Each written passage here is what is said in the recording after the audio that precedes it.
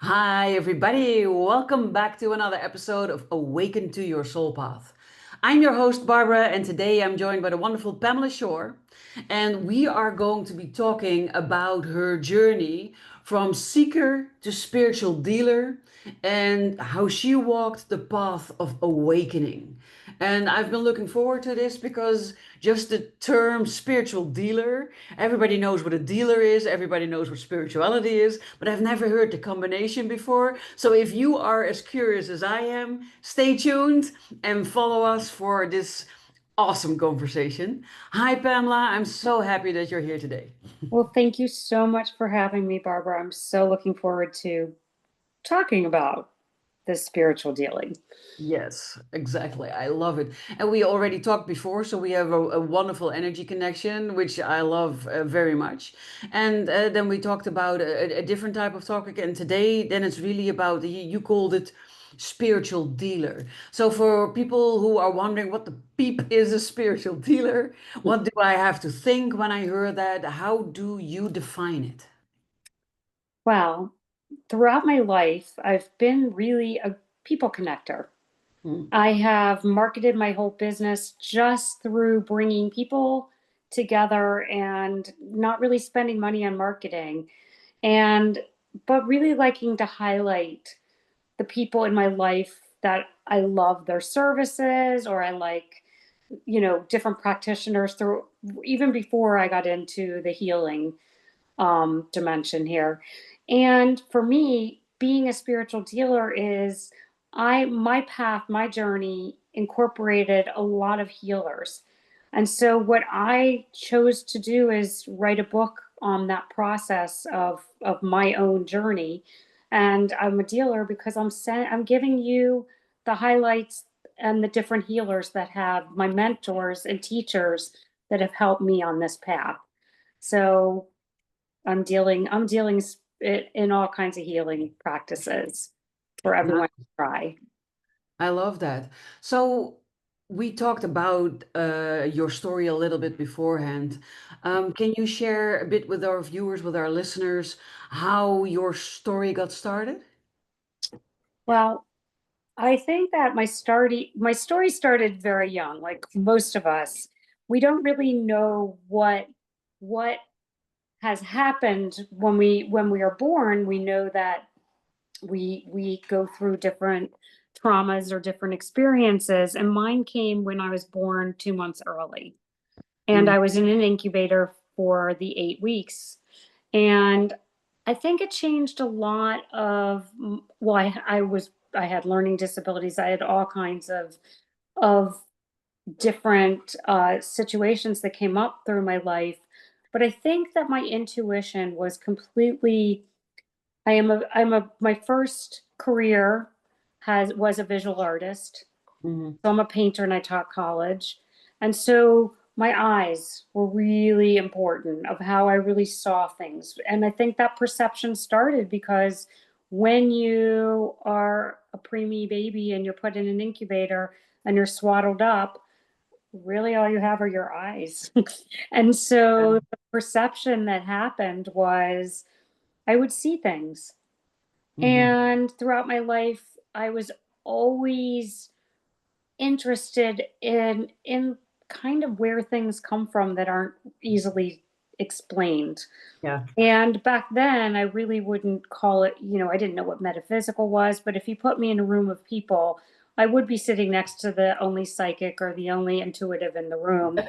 attracted to that group, not really into in what, you know, the normal the normal type of people. I was not, I went through a regular childhood of growing up and I had two sisters.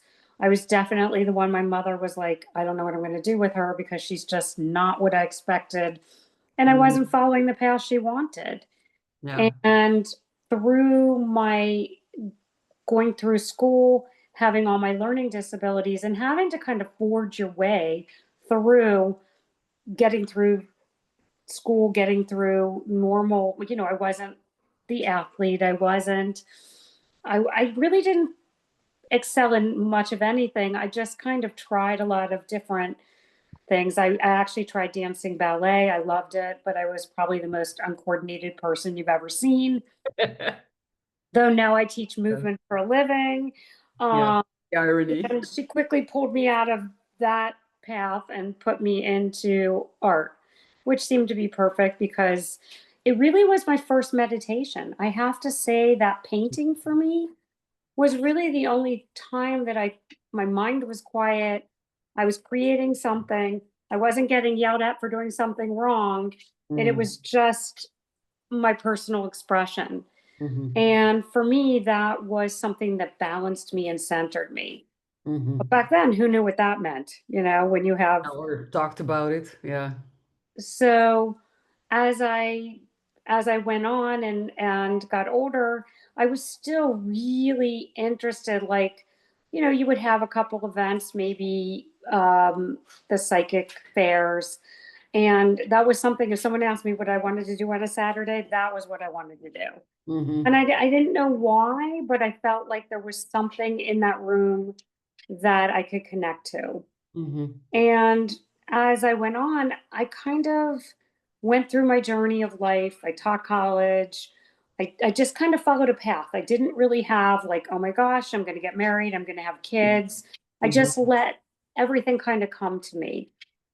And I would always seek out different ways of creating. I was a handmade paper artist. I was a textile design major. I liked the texture. I liked the color.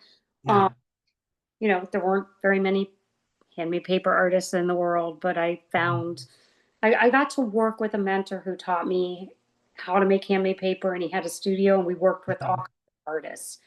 And from there, I went actually on to going to teach college after my master's in art. And I, it was a great career. I just felt like there was always something else. I always felt like there Mhm, was something. yeah. And I went back to after teaching college to going back to teaching fitness. And so I found I had injured myself during some of my paper making, lifting something too heavy. And I had put myself through college by teaching aerobics in the 80s. Yes, I had those colorful outfits and headbands. And Yeah. it was like everything that I chose to do was fun. It was something that I enjoyed. I didn't really ever get stuck doing anything for very long that didn't move me and catapult me forward into the next adventure. Yeah. And after after teaching college, I realized that I moved back to Boston. I'd been teaching all over the South and every kind of adjunct position you could imagine just to get my experience. I got to live in some really cool places, but I never really felt like home. I actually taught at Middle Tennessee State, which is in Murfreesboro, North Carolina, and I actually returned there at another point in my life, which I'll get to in a few minutes. But what actually occurred is I moved back to Boston. I still got to teach art. I still actually had gone back and learned how to do computer graphic design because that was something that I felt like it just kept giving me more career path. And then I had a really great mentor who I had been teaching back in the day. We were roommates. We were incredibly close through really turmoil times in our life. And Mhm, so at this point, I was engaged. I almost got married. I was living in North Carolina, and she was teaching Pilates, which she had one of the first Pilates studios in the country. And I was mhm, like, well, this looks interesting. So I came back and actually went to New York to get certified in classical Pilates. And funny enough, that gave me more freedom to make art. It paid more money than teaching college. And I really enjoyed being back into the movement. But I was still enamored by anything metaphysical. And I had my first time having my own psychic reading with this woman who was I guess I'm just trying to remember. It was a friend that had one of those parties where you go over and everybody gets 15 minutes. And she Hmm. basically told me that I was going to meet an actor, and she gave me this list of things. The Okay. next Monday, this is on Friday, Monday, I go to the gym, and somebody left a note in my gym locker, and it said, I would love to meet you. And then, we actually went out and had dinner, and he was an actor. I mean, just all these Yeah. things that kept coming. And I also found that in working with bodies, I was very intuitive Hmm. on how, so I didn't know if that was coming from my art background. Like in art, you're creating a composition, Yeah. and composition is balanced.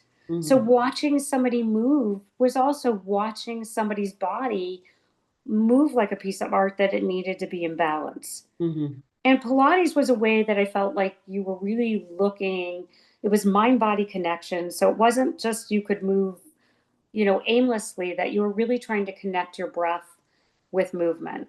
And Yeah.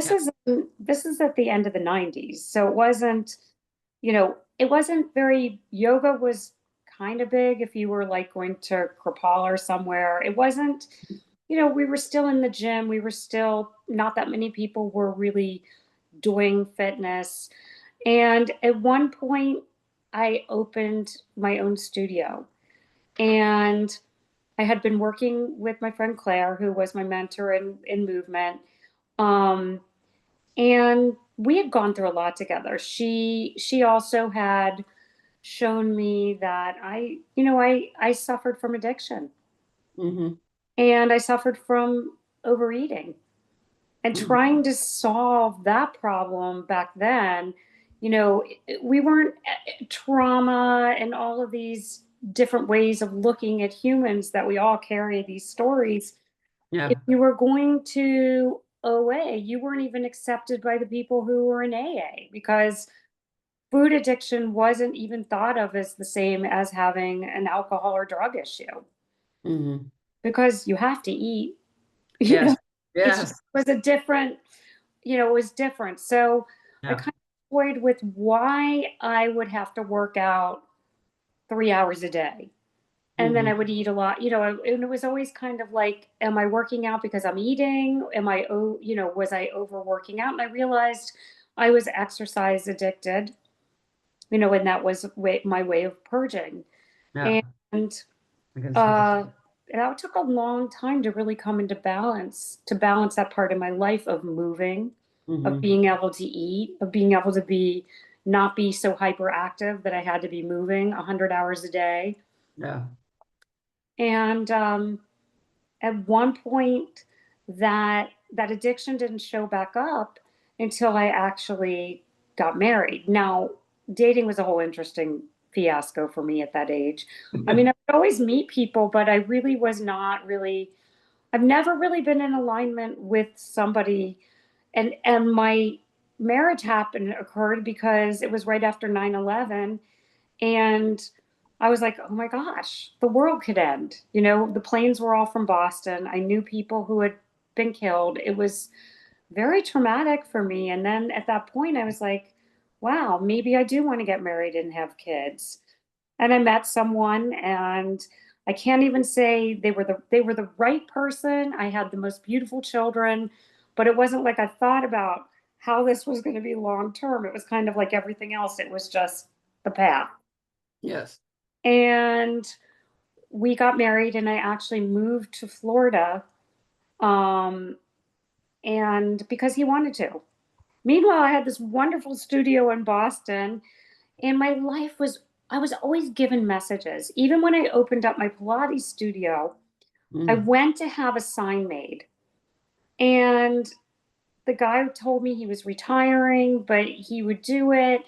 And the last day he was supposed to drop off the sign, I couldn't get there in time.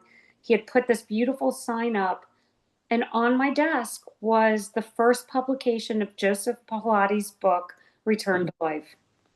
And it was from his sister, who was an opera singer. And Joseph Pilates worked with a lot of opera singers because Mhm. expanding the breathing would help their singing. And I was it was just another one of those signs. And it was like, I was supposed to do this. Mm-hmm. And my whole life was filled with those kind of signs. And so that's kind of what drove me. Yeah. And we moved to Boston, we got married.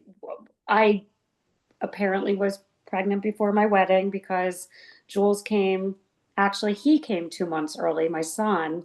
Mm-hmm. And I realized I was exhausted from moving, supporting this man who had his own dreams as a Pilates instructor.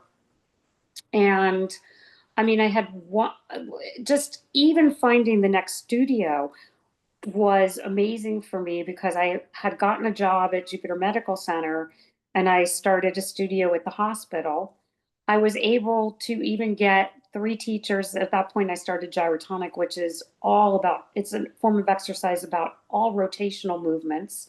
Mm-hmm. So I was able to get 3 physical therapists actually certified. So I was starting to build this program and able to get some of those therapists to be put in these country clubs.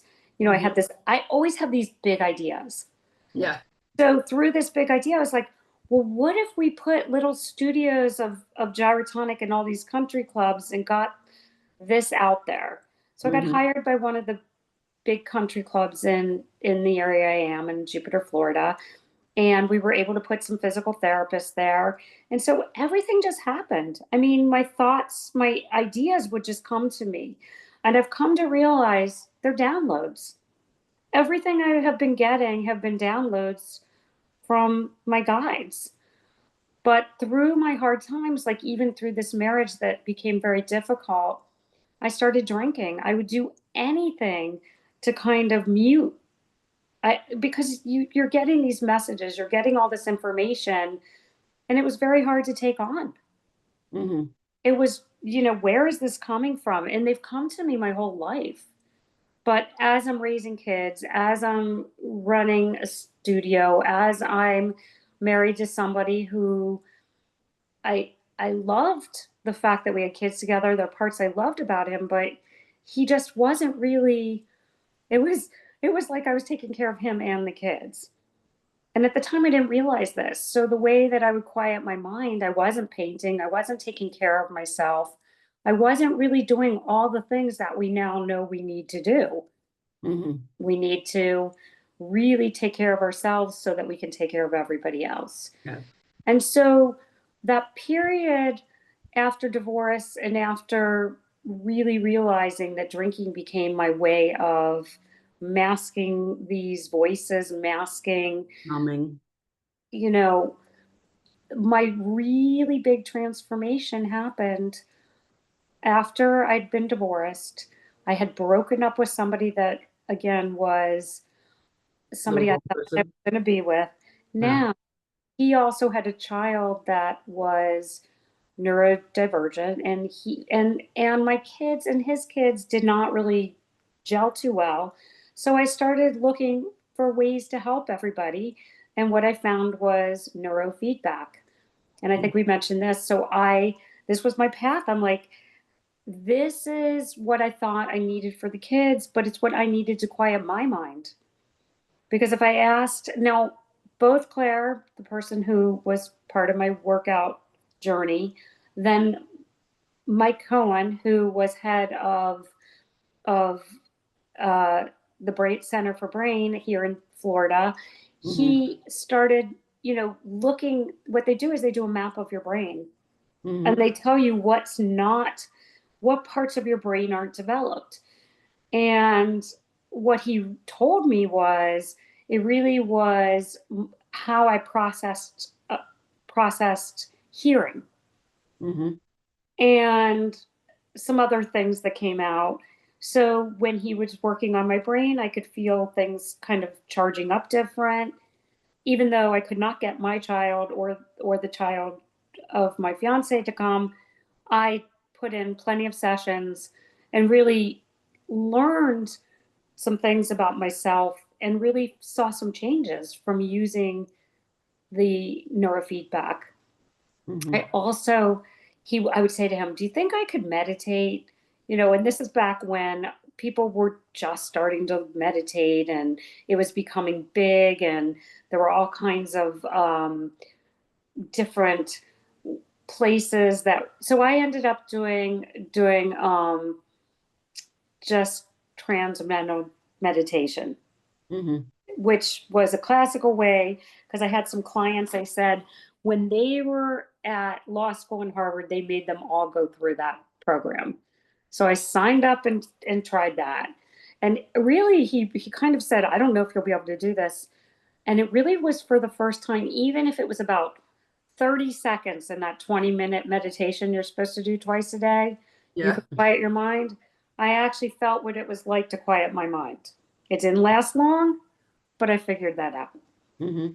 And I also had, after going through this breakup, I was so distraught and couldn't figure out, like, you know, I was just having a lot of really depression.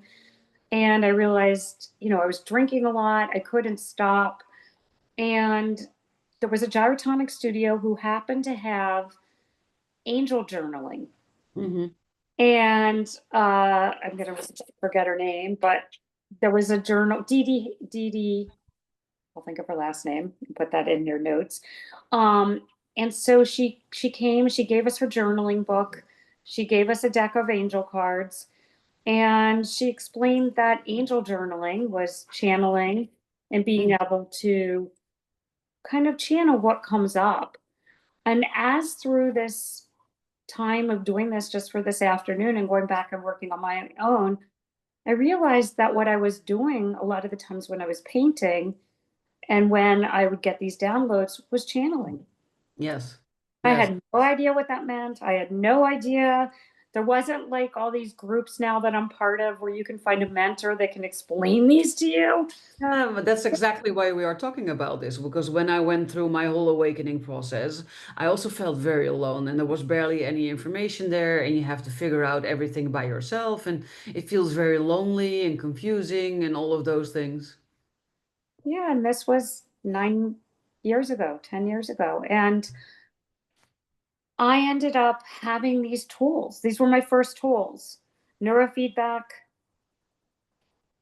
meditation, and journaling, channeling. Mm-hmm. And as I had broken up as the summer went on, I went on this amazing trip where I got to paint with my best friend and hang out with her daughters, and we went on a European cruise, and I took my rolls of paper and painted and had kind of a really amazing time. My kids were at camp. And when I got home from that trip, I would say this was August.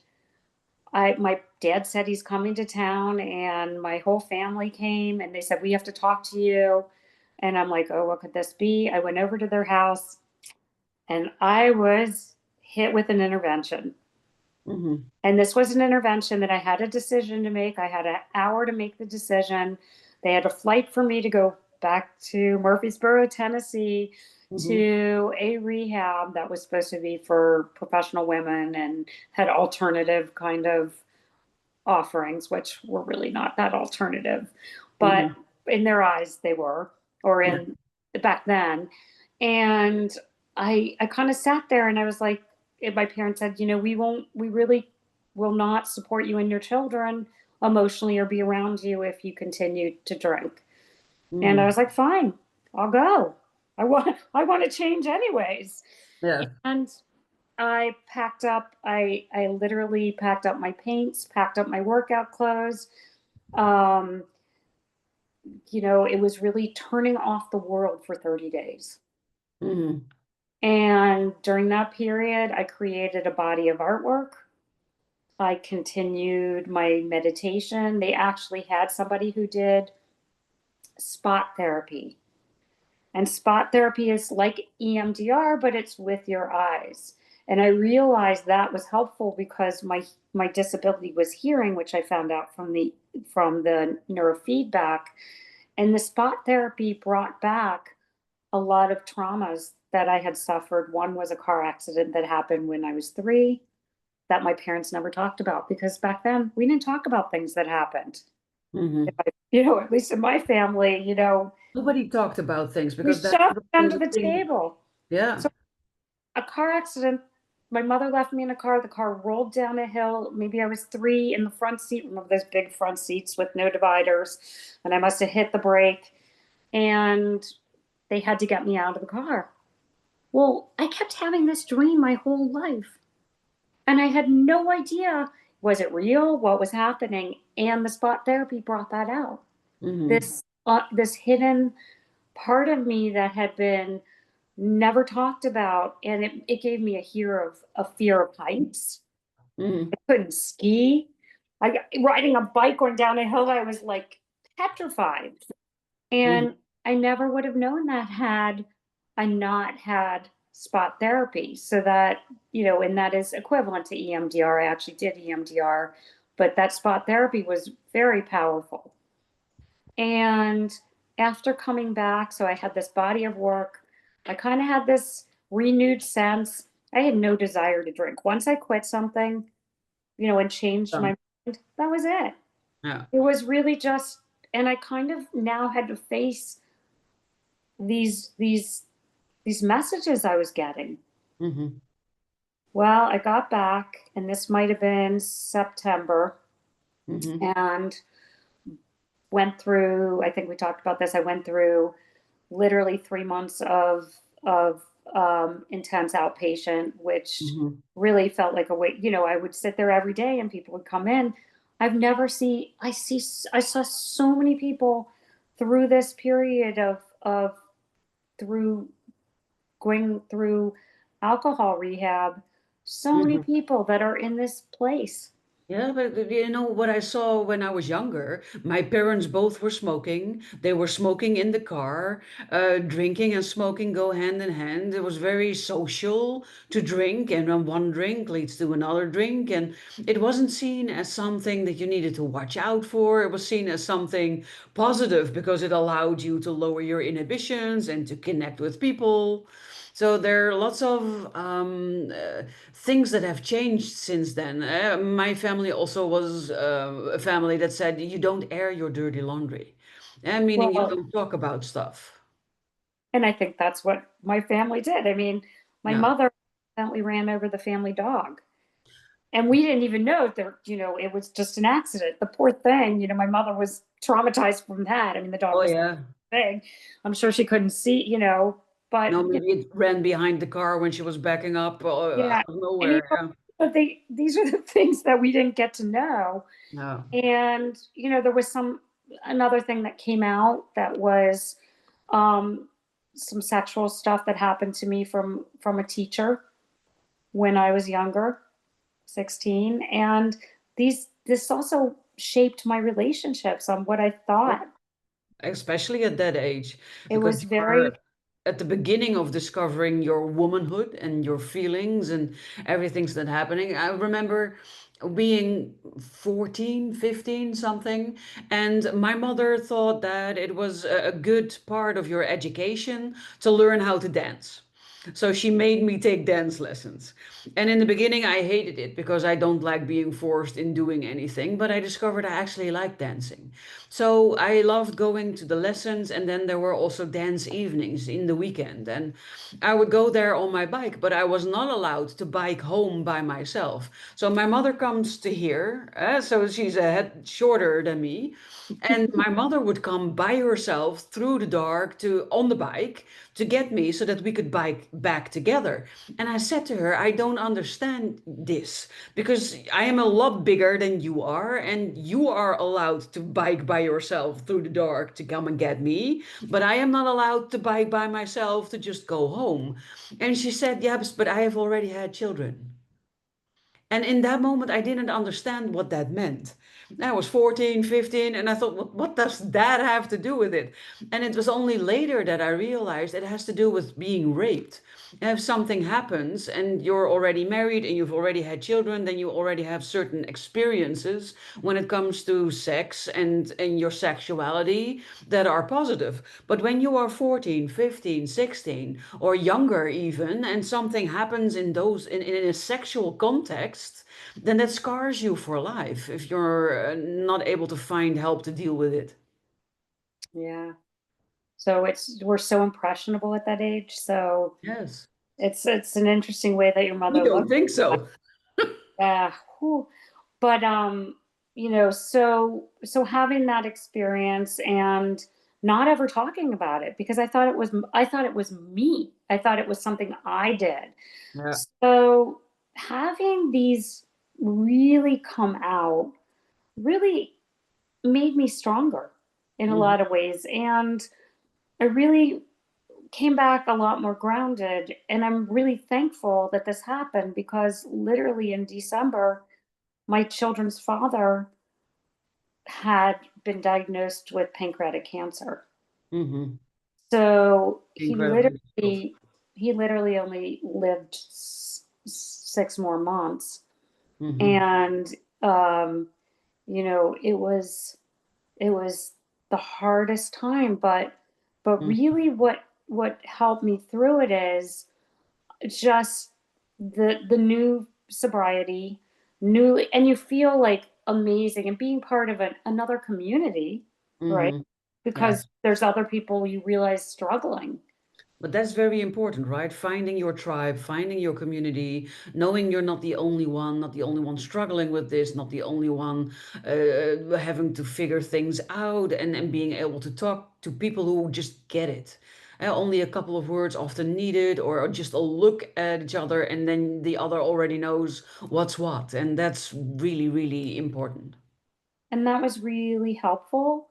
Hmm. And I also started really looking into the metaphysical side of myself. Hmm. And as I was, realizing that I have some certain gifts. I have it when I'm working with someone. I can feel their energy when I'm working them in gyrotonic and where their pain is and how to work with it. But now I really wanted to explore that more.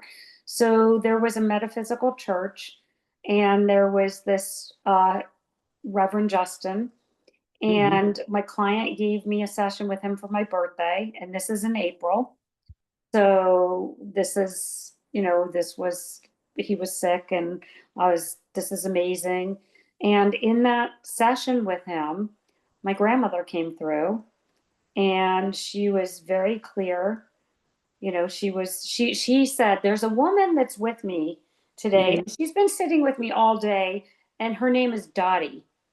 And that was my grandmother's nickname. And when she passed, I had painted because that's how I move through things. Is I did this entire series of paintings for her, and she said she wanted to say she sees these paintings and she thanks you. And Hmm. that was really what I had done to honor her and love her, as and I gave each one of my sisters and cousins a painting that I had created during this time of mourning. And she just said, she saw this breakup. She saw it like hitting a wall. She saw stuff about this is what Reverend Justin was telling me. And I was like, it felt so good. So that was my first experience with the mediumship and being able to get a message of somebody that passed that just kind of gave me a little lift. I don't know that it did anything. It just really just gave me there really are. I am talking to someone when I'm talking. They really do hear you. My guides are there. My grandmother was always one of them. Hmm. And it was an amazing just to have that. Yes. And then as time went on, this church had brought in this other medium. His name's Mark Anthony.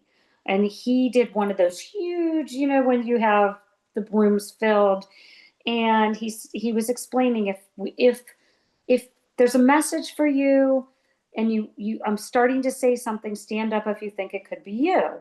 So they go through it, and there's somebody who passed in a motorcycle accident, and like 5 people stood up and they figured out who that message was for. There was someone else, and he said, I really can't say this out loud. This is someone who hung themselves, and they said if they didn't, they would have come after the family. So he actually said, you need to come see me later. And then all these stories, and I'm just sitting there, this is amazing. He screams out, Pam, Pammy, Pamela. And I'm thinking to myself, what? Like, I was the only Pam in the room. So I stood up and he said, I have a message for you. I need you to come up here. And it was again from my grandmother. And he was feeling pain in the stomach and in the back. Mm-hmm. And so I knew that this was about blaming my ex-husband. And he said, there's a man who is in pain. And the message that you have, and this might have been, my grandmother was there, her father was there, and there was a spirit saying, you need to be with him till the end.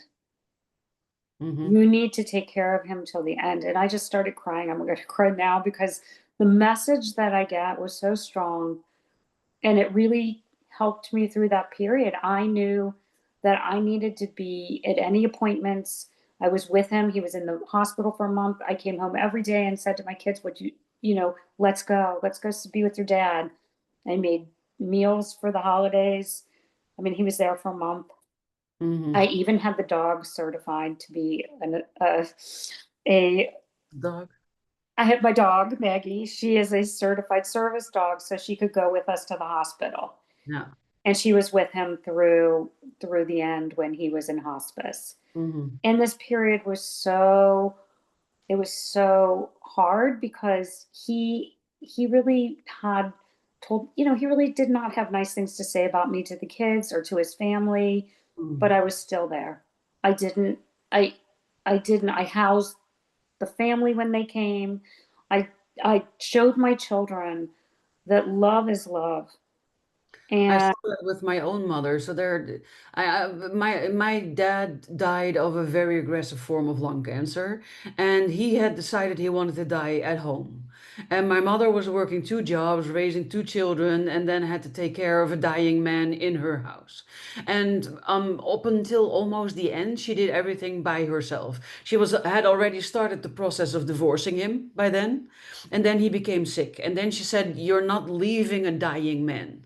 So she stopped divorcing him and instead decided to nurse him until he died.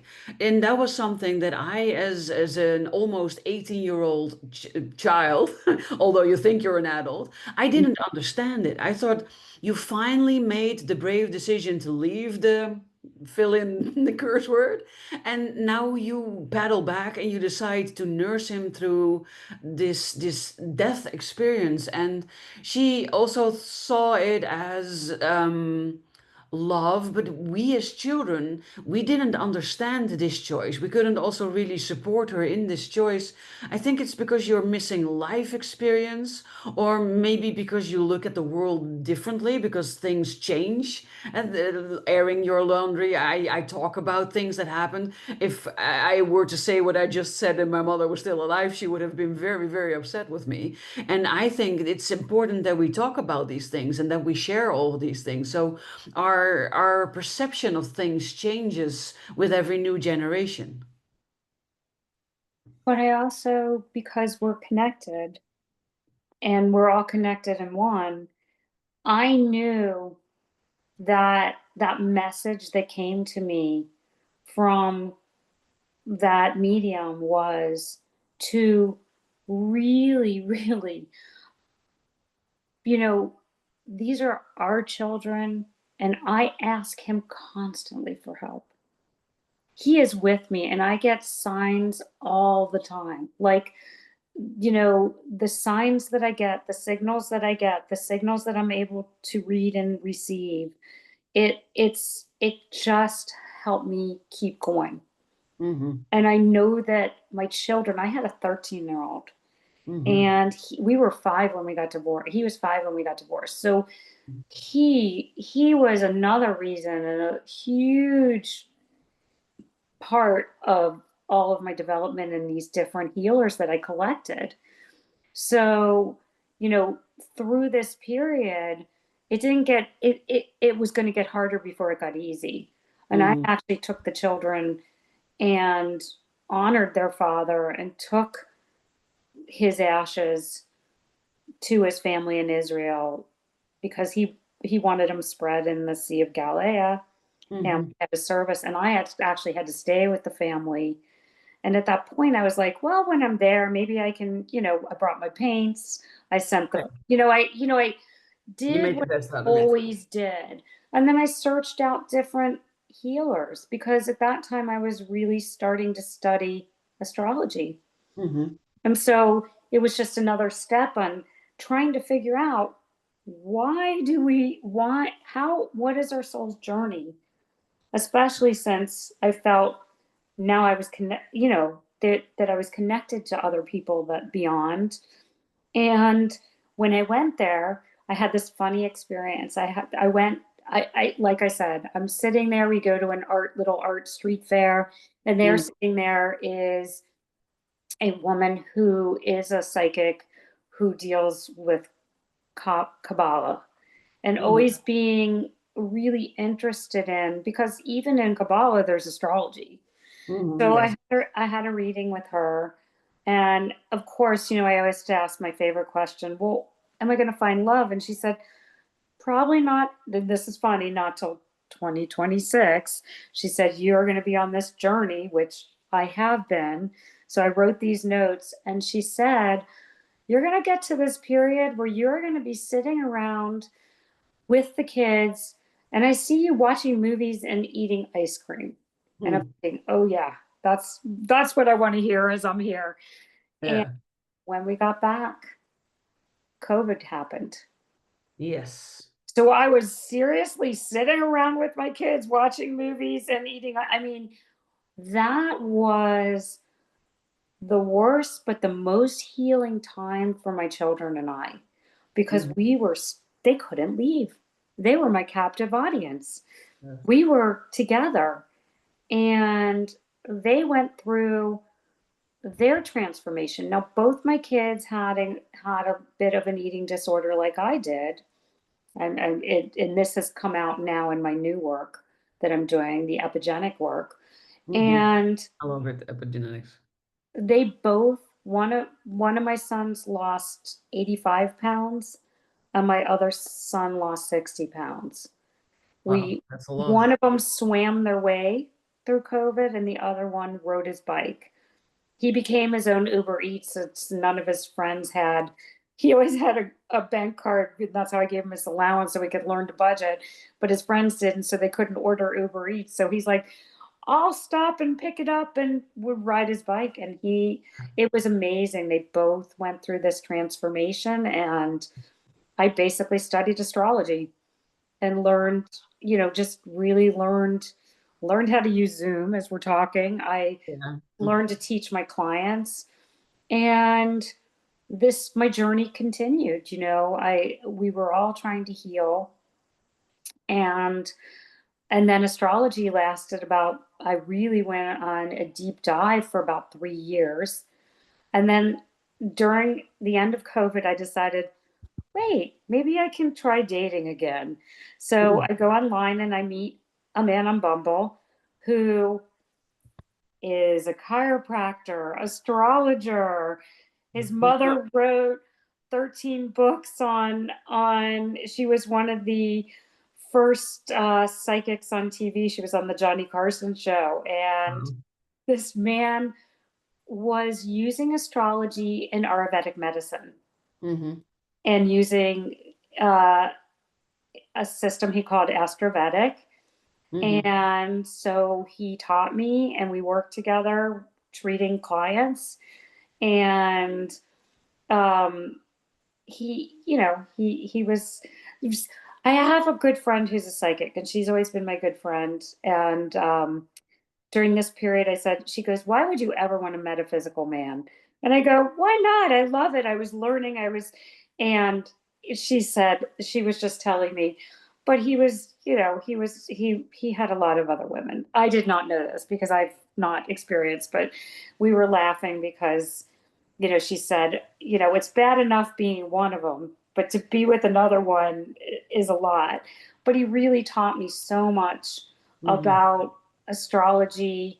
And I think that sometimes that is why people come in your life, not necessarily to have of course, romantically, but to learn from, whatever that is. of course, it was an amazing experience for me. And he actually gave me and helped me trust myself that when Mm-hmm. I was getting these messages, that I was doing the readings. I was able to get the messages, Yeah. and I was just as strong of a channeler as a lot of the people that I entrusted. But remember, back then, there weren't a lot of people that were mentoring. No. Now, a lot of people are like mentoring other people. I felt like back then they wanted to be the only people in the town that had that Doing it. skill. No. And what you realize, everybody has these skills. Everybody has gifts, but a lot It's of just, people suppress them. and as I did. Yes.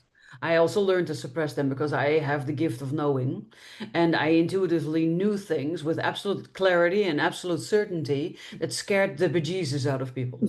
So when I was young, I didn't see that as something that I had to hide. So I would feel someone being sad and I said, "Don't worry, he'll come back." And they were like, "Oh my God, what's the child saying to me?" Right? And these responses in combination also with social pressure made my family tell me, "Don't do this. Just keep it to yourself. Don't talk about it to other people. Don't show these kinds of things." And then you start to learn that it's bad, that it's not good, that you need to hide it, that you cannot be open about it, and that changes you into hiding your gift. And that's why I drank. Yeah. And now we just don't talk about it to everyone, because unless you're really asked, you don't really want to tell. And that's something else, because I get, one of the things that this has all taught me is I'm excitable. I like to share. I want to tell everybody. I want to teach everybody. And Mm-hmm. so that's why I wrote a book. That way, if you want to learn it, if you want to read it, it's there. But I don't, and I love to talk about it. So you're inviting me makes me the happiest person in the world, because Yeah.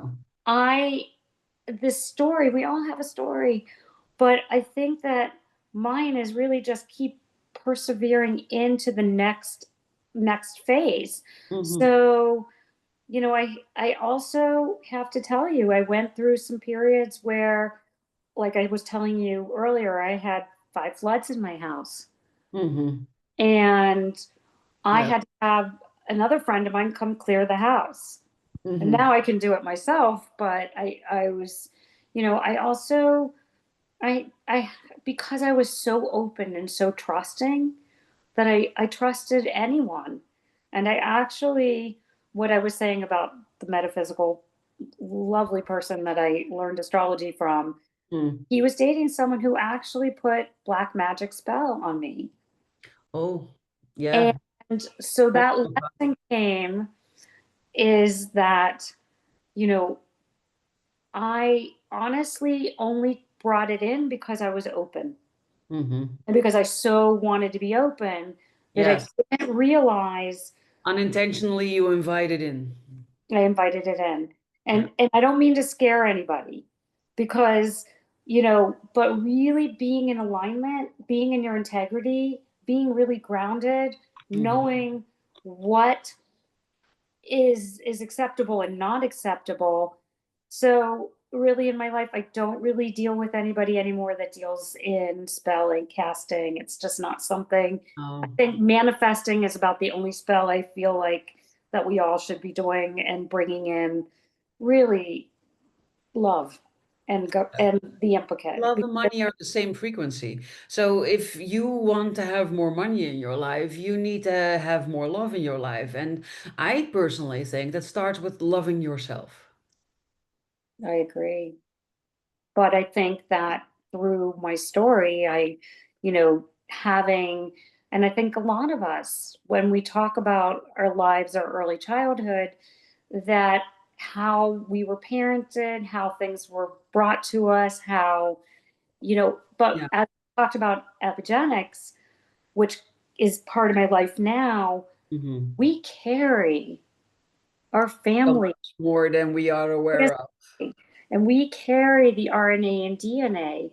And Yeah. so a lot of the stuff that came up for me was coming from family history of how they surrender, Yeah. what they believe in. Yeah. And a lot that came out of me and my muscle testing was the evil eye that came up for my family, Mm. because intentions are everything.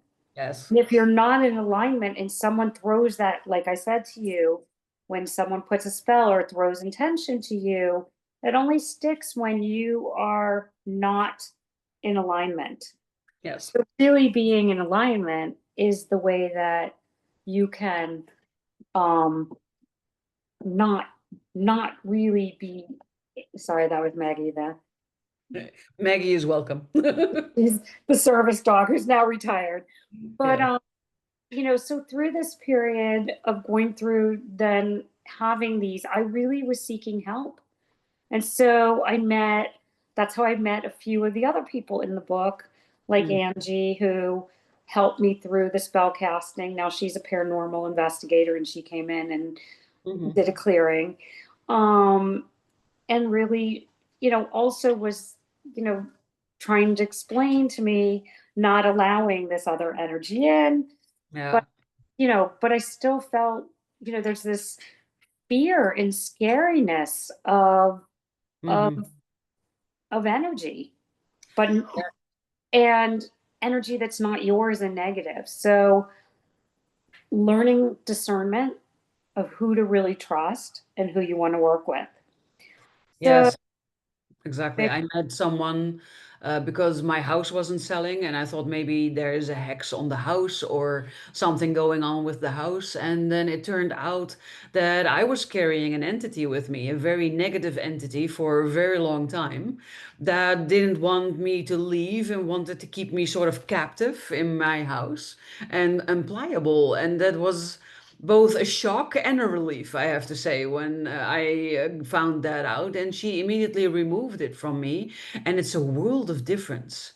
Where before I could be on the negative side when things became too much, that is completely gone. And I now realize it was never really me. It was the influence of the entity. And if you would have said this to my 18-year-old self, she would not have believed a word of this shit and would have thought, yeah, right. What did you smoke or what did you drink? and I think that those are the types of things that happen, that occur, that you're like, you can't make it up. No, But exactly. and also because you're open, like me, you're open to things. So you really, No. there's, we go for a massage, we let people touch us, and though they're healing, you just have to, even before I allow someone, I just thank God, and I say, you know allow this energy to, I have my own way of being able to be around other people and Yeah. accept energy from other people. And there's times when someone's come in, and they'll be like, let's exchange, let me do this, this on you. And I'm like, no, I really appreciate it, but I'm really, Yeah. really working through something and I need to do it myself. There's ways. Um, To say no and still sound kind. Right. So Yes. fast forward a little further, my own work of my own physical healings that was getting stronger for my clients. I was working through astrology was a great way to see what, like, knowing that your Saturn is your biggest lesson, knowing your North Node is why you're here, just Hmm. learning these parts, but Yes. also knowing that astrology is not just an astrological chart, it is Ayurvedic medicine and it is yoga. And those Mhm. three practices were the way they were supposed to be utilized. And so it's saying that it's mind, body, spirit, it all is connected. And so really working through that, learning, and then I come across another, as my kids were getting older, they went through their transformations. I had a son, my youngest, that really during high school and after COVID, wasn't going to school, wasn't turning on his computer. And as a parent, in my eyes, the only things that I really have to make sure is that my kids are taken care of, they're still alive, and they get through high school. I love it. And that was, I was never going for Mother of the Year, but Hmm. as Sammy went through these issues of not going to school, I had to seek some other help. And I Yes. actually seeked another another metaphysical therapist in town, and his name's Walter. He's in the book, and he's Hmm. a hypnotherapist. Ah, yeah. He also speaks to elders and does other kinds of healings. So Hmm. I signed up. I tried to get Sammy to sign up. That didn't work. So I Hmm. took the 8 hypnotherapy sessions. And really at the same time I was going through that phase where I was having the floods in my house and I was like, I need help. Like I'm like, reaching. And again, not really thinking that someone could be my mentor, but really just reaching out for help. And through the hypnotherapy, I think I was able to clear something that enabled me. I ended up having to send Sammy away to a behavioral ranch. It Hmm. was the hardest thing I ever did. Yeah, I I mean, can. this isn't a pretty picture. They pick him up at 3 in the morning and 2 men take him off because he wasn't coming home. He was driving, had my car, one of my cars, and I felt like I was losing control. He was staying in a friend's guest house. The father allowed them to use the house, and I just couldn't, as an only parent, as a single mom, I couldn't control him. And I sent him away, and this kid literally finished junior and senior year in 3 months. Yeah. And we still are working through a lot of what occurred, but he's doing amazing. And that was just another part of me giving myself permission.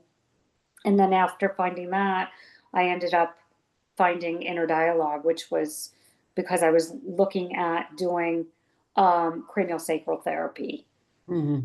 So this inner dialogue is the epigenetic work I'm talking about, and it also incorporates kinesiology and cranial sacral. So I was able to combine all of the metaphysics I love, the healing energy of using my hands, kinesiology Yeah, direct, I love it. I use it directly for my talks to the execution. body. And I think like one of the things that you might experience, I have self-doubt. And even though I would get these messages, because like you, I was told, oh, you can't believe that. You don't want to use that. You can't Yeah. listen to that. Yeah. That's out, you know, but using this method of healing technique for me, there's no doubt. No, I understand. And it's similar to I know what you use. So Yes. Yes. I've been loving our talk, Pamela, and I think we got to inspire lots of people here today. So if you're still watching and listening, thank you, and we would love to hear from you. Maybe you want to share your story, maybe something Pamela shared really resonated with you. So leave us a comment. We will read every single one and we will respond to every single one as well. If you had to sum up sort of in a one sentence summary, um, your spiritual dealer journey or what spiritual dealer means for you right now, what would that be, Pamela? make one change and continue on your journey, and you will see, try one new thing and you can see something change within yourself. That is beautiful. There you have it. This was our talk about spiritual dealer and how you go from seeker to autonomous and combining all of your talents into something that feeds your soul while still also helping other people. It has been an amazing talk, Pamela. I am feeling very grateful that you are here today. So thank you so much for sharing your story, talking about your book, and sharing your wisdom. Thank you. Thank you so much, Barbara. Everybody that was watching and listening, thank you also for being a supporter to this channel. If you're new here, then please subscribe and hit the notification bell so that you will never miss another video again. For today, I want to end this talk with wishing everybody a really great rest of your day, and I look forward to inspiring you with another beautiful guest in next week's episode. Bye for now.